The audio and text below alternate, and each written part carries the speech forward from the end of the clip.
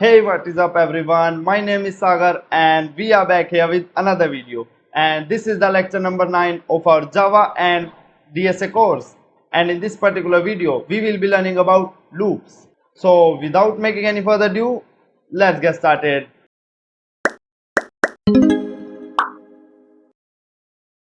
So now let us create a new Java class, lecture 9.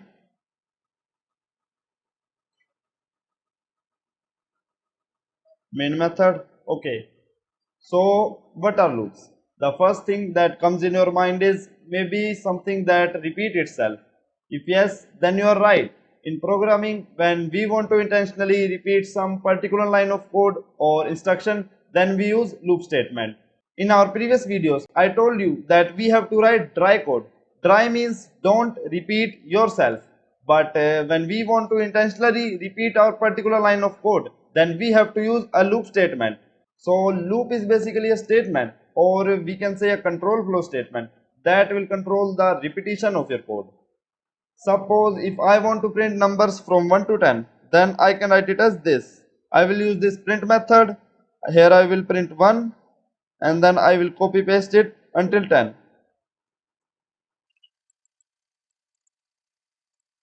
And so on. So you can see here I have to use this println method multiple times. What if when I want to print numbers from 1 to 100 or 1 to 1000, then we can do that. Then we have to use loop statement.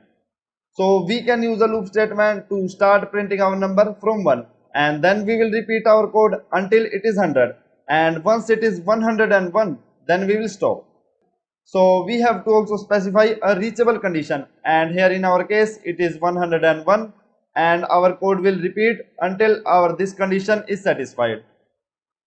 Loop statements are very common and important that later on you will see it everywhere in your programs. So there are basically three types of loop in Java and also in C++. And the first one is for loop, second is while loop, and the third one is do while loop. And there is also something called as for each loop, but we will not do it here. We will be doing it on the go with our questions. And in this video, we will be only learning about for loop. So now let's start with the syntax. As you can see, we have to start with this for keyword and then these parentheses. I told you that parentheses are generally used with methods, but for is not a method, it is a statement. And inside our parentheses, we have to write three statements: statement 1, statement 2, and statement 3. And these statements are divided with semicolons, you can see here. And after these parentheses, we have to start our curly braces. That means it is a whole new block of code, and the lines of code that we are writing inside these curly braces will be repeated using for statement. And now let us see what is this statement 1, statement 2, or statement 3. So here you can see statement 1, that is initialization. Now that means we have to initialize our variable, like we write int I equals to 0, that is initialization. And after that you can see it is executed only once. Now that means this statement is executed only once while our code is repeating again and again. So after that we have statement 2, and it is a condition. We know if it is condition that either it can be true or false. As I told you in example, when we are printing numbers from 1 to 100, then our condition will be we have to print the number until our number is less than 100. So it will be checked every time before entering the block. So that means we will check this condition every time before entering the block, and if it is false, then we will not enter. And after that our statement 3 is reinitialization. Let us take an example. Suppose I have to draw a circle that is of let's say 1 radius, and I have to print it 5 times, and I will do it like this. This is our first circle, and then the second circle on the top of it, that is not a circle, and the third one is again here, and then fourth, and then fifth. As you can see here, there are 5 circles, but they have same radius. So when I want to increase their radius by 1, then I will reinitialize their radius value. So I will just write radius equals to radius plus 1. That means the radius is increased by 1. So let us see some practical thing. So first I will comment this. And suppose I have to print numbers from 1 to 100. Then I will write this. first this for keyword and then this parentheses, and our first statement was initialization. So I will initialize a variable that is I. You can use here anything, but that's just a convention. We use here I. So that is our statement 1, and after that this semicolon, and then statement 2, and the statement 2 is a condition, and our condition will be our numbers should be less than 1000. So I will write here I. Here I will act as our number, and that I should be less than 1000. So that is our second statement, and after that semicolon, and then third statement. So our third statement will be reinitialization. So reinitialization means we have to change something, and here I is our number, and we have to increase our number until it is 1000. So I will increase it. As you can see here, I equals to I plus 1, and I is now increased by 1, and then after these parentheses, these curly braces, I will just print I, S out I.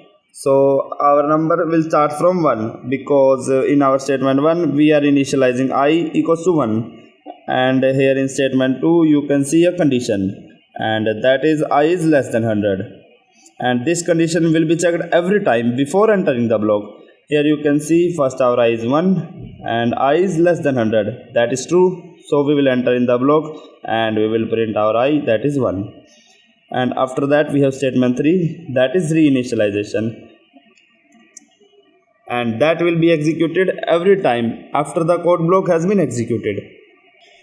So here we have I, and I plus 1, that is in some anonymous variable, and we are storing this I plus 1 again back in our I. So I will be now 2, and now this process is repeated again. I is 1, I is 2, I is 3, up to I is 100.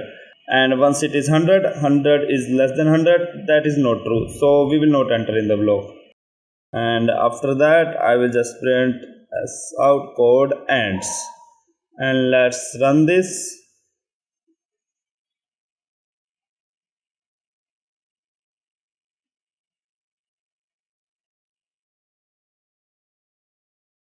And that is it. Here you can see, here our I is starting from 1, and after reinitialization I will be 2, and after that 3 up to 99, and when it is 100 our code ends. Let's say I also want to print 100, so our condition will be I is less than equal to 100, or we can also say I is less than 101, that is the same thing. So let's run it again.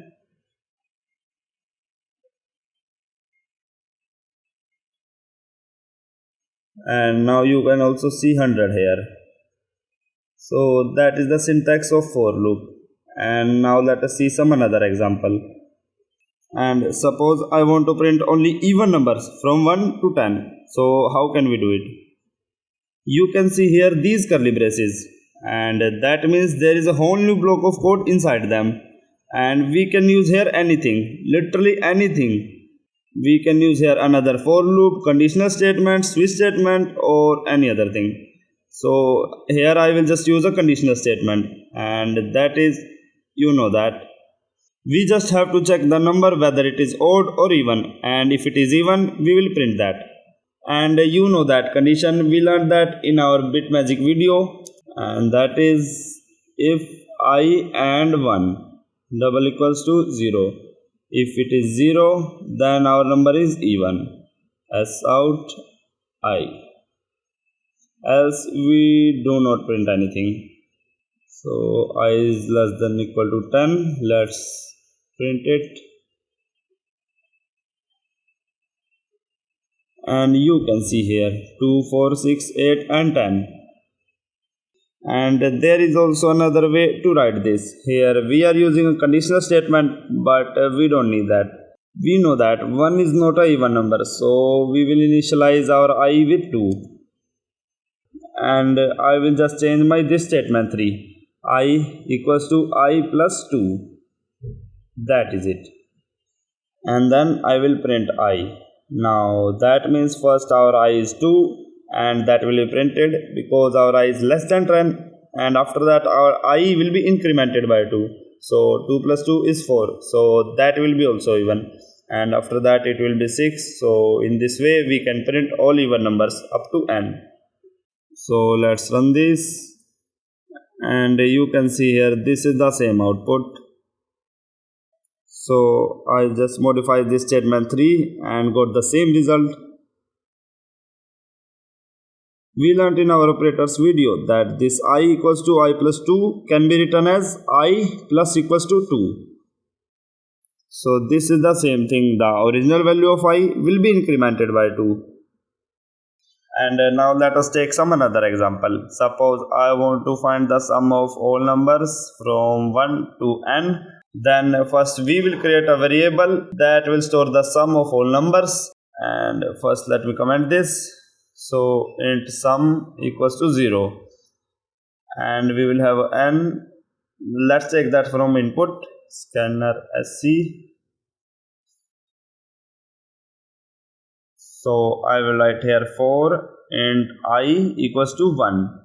We can also start I with 0, but adding 0 to our sum will not change anything. And our condition will be I is less than equal to n.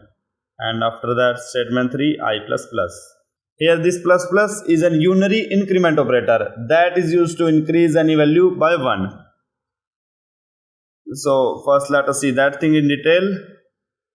So there are basically these two types of increment operator. First is prefix and second is postfix.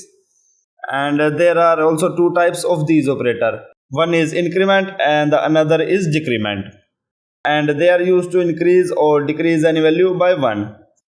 Here I plus plus, this is post increment, and next plus plus I, this is pre-increment operator, and then I minus minus, this is post decrement operator, and then minus minus I, that is pre-decrement operator. Here this I plus plus is used to increase any value by 1, and this plus plus I did the same thing. But what is the difference? So let us take an example. Suppose I have here I equals to 1 and then j equals to I plus plus. And let's print them. Here I and here j. That's out j. So let's run this.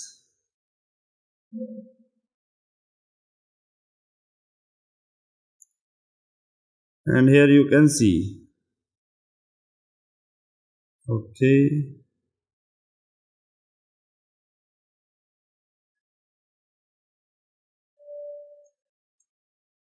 So here you can see in the output we have value of I equals to 2. Why? Because first our I was 1 and then we are using increment operator to I, and that means the original value of I will be incremented by 1. So after incrementing I will be 2, and here our j is 1 because we are using post increment operator. Now that means j will hold the original value of I and I will be incremented after this line. So let us use here now pre-increment plus plus I. Let us see the output.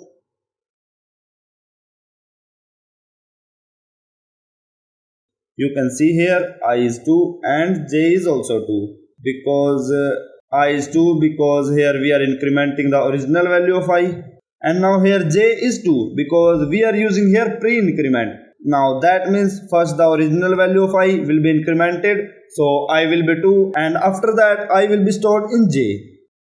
So in pre-increment j will hold the new value of I, and in post-increment j was holding the previous value. So now I think you got all this thing. Let's go back to the main topic. So here our I was 1 and the condition is I is less than equal to n. So I will go from 1 to n. So same in this case, I will act as our number and we just need to find the sum of all numbers. And for that we have our sum variable. So we will just add that I to our sum. Sum plus equals to I. That means the same sum equals to sum plus I. And let's run this.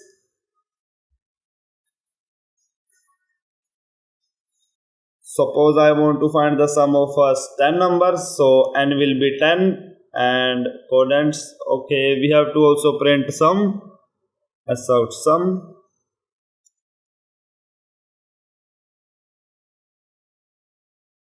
So n was 10 and the sum is 55.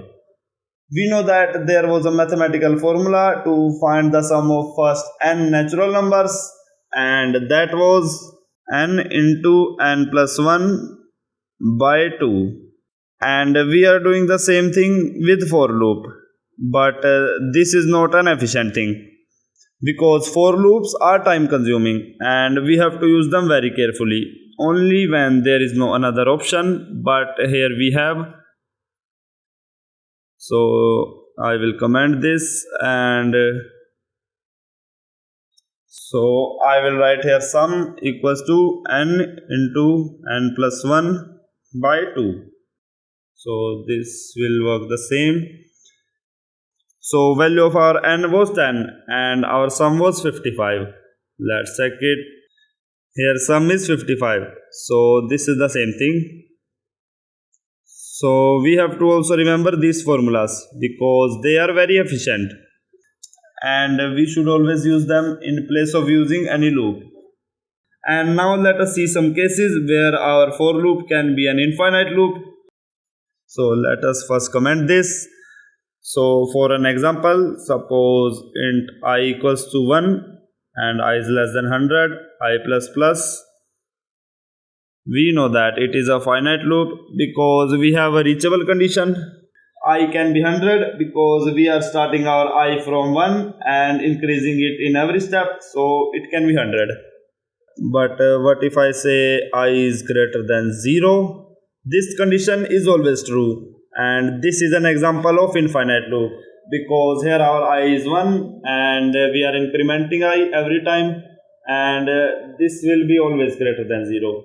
And for now we only know one way to break from some for loop, and that will be always true, so it is an infinite loop. And here let's print I.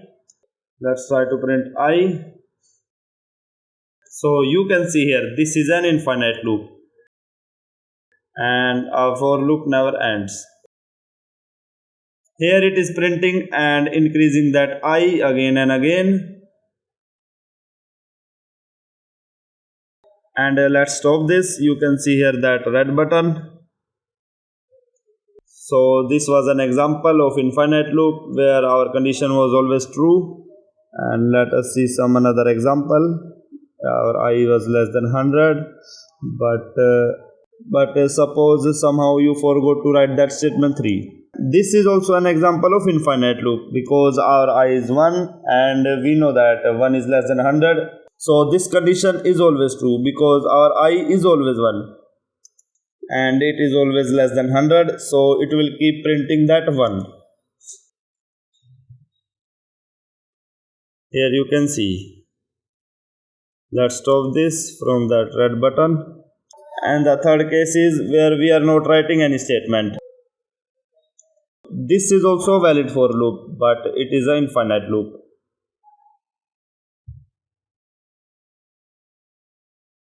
Let's print hello world.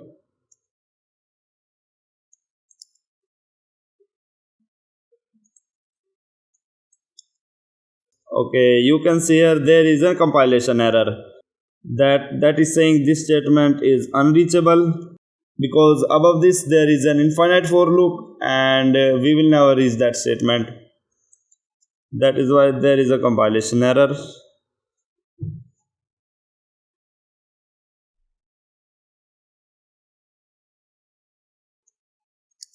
And now it is time for practice problem. So today in task 9 you have two things to do.